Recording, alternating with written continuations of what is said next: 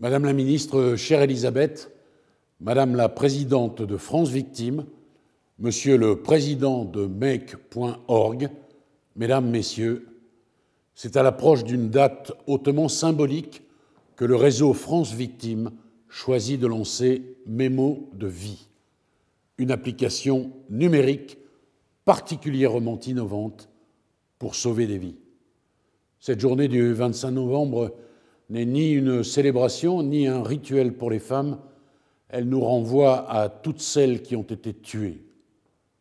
Le 25 novembre 1960, ce sont 3 sœurs militantes politiques dominicaines, les sœurs Mirabal, qui ont été assassinées sur ordre d'un dictateur dont le nom ne mérite pas ici d'être rappelé.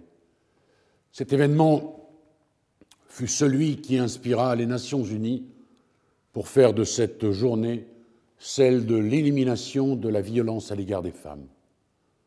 On doit également se rappeler, comme le relève l'Organisation des Nations unies, qu'une femme sur 2 tuée dans le monde en 2017 a été assassinée par son partenaire ou sa famille, quand dans le même temps, un homme sur 20 a été tué dans des circonstances similaires. On se rappelle enfin qu'en France, jamais moins de 120 femmes décèdent chaque année depuis 2006 sous les coups de leurs conjoints. En 2019, 146 femmes ont ainsi trouvé la mort sur notre territoire national. Cette année, pour la première fois, ce chiffre semble s'infléchir. Au 1er novembre, selon les remontées demandées aux parquets généraux, 66 femmes sont décédées des suites d'un homicide perpétré au sein de leur couple. Néanmoins, ce constat n'en demeure pas moins tragique et ne change en rien l'injonction qui nous est faite, celle d'éliminer toute forme de violence faite aux femmes. Dès son élection en 2017, le président de la République a élevé l'égalité entre les femmes et les hommes au rang de grande cause du quinquennat. Dans le même temps, le gouvernement a lancé un plan de lutte contre des violences faites aux femmes. Résolument décidé à en amplifier la portée et l'efficacité, le Premier ministre, Édouard Philippe, a organisé l'an dernier un Grenelle des violences au sein du couple. Mon ministère s'y est pleinement investi. Sous l'égide de la haute fonctionnaire Isabelle Rome, un groupe de travail a été constitué en réunissant des juges, des procureurs, des avocats, des huissiers de justice, des médecins, des psychologues, des psychiatres, des travailleurs sociaux et des représentants des grands réseaux associatifs spécialisés dans l'accompagnement des victimes. Je salue à ce titre France Victimes. Membre actif de ce groupe, il a émis 15 propositions, dont la grande majorité s'est concrétisée dans 2 nouvelles lois, respectivement en date du 28 décembre 2019 et 30 juillet 2020. Ce sont ainsi de nouvelles méthodes de travail, de nouveaux circuits de signalement et de traitement judiciaire de ces violences qui ont été mis en œuvre. Ce sont également de nouveaux outils efficaces de protection des victimes qui ont été déployés en moins de 2 ans. Le nombre de téléphones grave danger remis par les procureurs aux victimes pour les protéger a presque quadruplé, alors qu'en février 2019, guère plus de 300 victimes se trouvaient équipées d'un tel dispositif. Elles sont aujourd'hui plus de 1200 à en bénéficier. C'est un outil qui a fait ses preuves, avec un temps moyen de décroche de 6 secondes et demie. La plateforme de téléassistance réagit immédiatement. 619 agressions ont ainsi été évitées en 2019. Toutes les victimes qui bénéficient de cette protection sont également accompagnées par des associations comme celle du réseau France Victimes. C'est une nécessité pour leur redonner autonomie et liberté, parfois après des années de dépendance, de soumission à un conjoint violent. En septembre dernier, j'ai lancé un nouveau dispositif, le bracelet anti-rapprochement. Sa mise en place avait été annoncée à l'issue du Grenelle le 25 novembre 2019. En 10 mois seulement, une loi, un décret et une circulaire, et pas moins de 3 marchés publics ont permis de le mettre concrètement en œuvre. Nous disposons aujourd'hui, au plan national, de 1000 équipements pour protéger les victimes. Leur déploiement s'achèvera, comme je l'avais annoncé, d'ici la fin de l'année. Il s'accompagne sur le terrain de formation et d'un travail de coordination efficace avec les forces de l'ordre. Et parce que chaque nouveau dispositif nécessite un temps d'appropriation et d'adaptation par les magistrats, mais aussi par les avocats et les associations qui accompagnent les victimes, j'ai saisi l'Inspection générale de la justice d'une mission d'appui pour favoriser l'utilisation de cet outil novateur. Je sais que l'ensemble des juridictions est mobilisé en ce sens. Garantir aux victimes un traitement proactif de leurs plaintes comme de leurs demandes est aussi un enjeu majeur, car le danger n'attend pas, il faut protéger vite et bien. Les juridictions l'ont compris et s'y sont investies.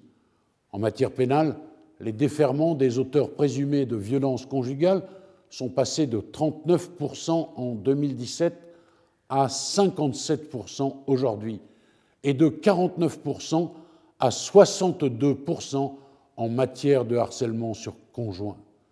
Cette évolution témoigne incontestablement d'une réelle conscience de la justice quant à la gravité de ces faits, au caractère destructeur des violences psychologiques pour les victimes et à la nécessité d'intervenir rapidement pour faire cesser le danger. L'éviction du conjoint violent du domicile conjugal doit aussi être privilégiée.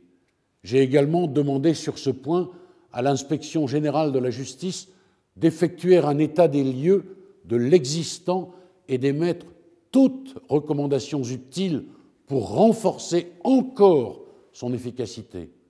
En matière civile, la loi du 28 décembre 2019 prévoit que toute ordonnance de protection sera dorénavant prononcée dans les 6 jours à compter de la date de fixation de l'audience. Pour y parvenir, il a fallu travailler avec l'ensemble des acteurs impliqués, les avocats, les huissiers, les associations. Un comité national de l'ordonnance de protection a été installé à cette fin, présidé par Ernestine René, coprésidente de la commission violence du Haut Conseil à l'égalité hommes-femmes.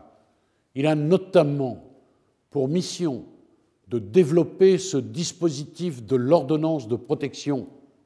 Là encore, les premiers résultats sont au rendez-vous. En 2 ans, les demandes ont augmenté de 57% et ont été acceptées dans 66% des cas au lieu de 60% d'il y a 2 ans. La mise en place de filières de l'urgence dans les tribunaux sera un vecteur important de la qualité et de la proactivité de la réponse judiciaire donnée. Plus de 30 tribunaux se sont déjà lancés dans de tels travaux, mais la justice n'intervient qu'une fois les faits de violence signalés. Or, ils le sont parfois trop tard. C'est ce que l'Inspection générale avait souligné dans son rapport sur les homicides conjugaux déposé en novembre 2019.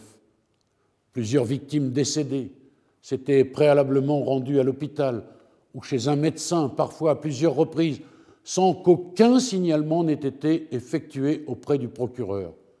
C'est pourquoi le groupe de travail justice a porté la proposition de modification du Code pénal afin de permettre à tout médecin ou soignant de porter de tels faits à la connaissance du parquet sans l'accord de la personne s'il estime que celle-ci se trouve en situation de danger immédiat et d'emprise.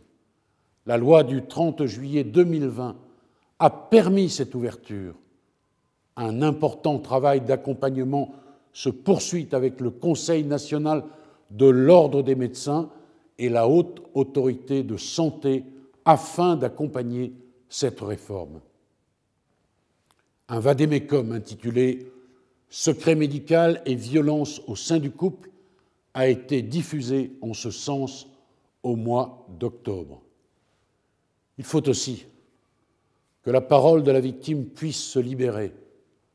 Nous savons toutes et tous ici que cette étape est parfois difficilement surmontable, voire infranchissable. Sous emprise, il arrive aussi que la victime ne perçoive pas le danger de la situation dans laquelle elle se trouve, qu'elle éprouve un sentiment de culpabilité, ou encore que la dépendance affective la fasse hésiter, voire renoncer. C'est précisément à toutes ces victimes que Mes mots de vie s'adresse.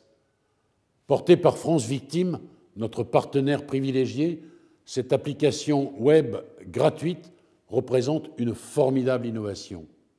Mes mots de vie offrira à chaque victime la possibilité d'être accompagnée par des professionnels, d'exprimer sa souffrance, de préparer les échéances judiciaires à venir. Je suis donc très heureux de lancer Mes mots de vie, en présence notamment de Make.org et de France Victime, que je félicite chaleureusement pour le travail remarquable réalisé. Dans Mes mots de vie, il y a le mot « vie ».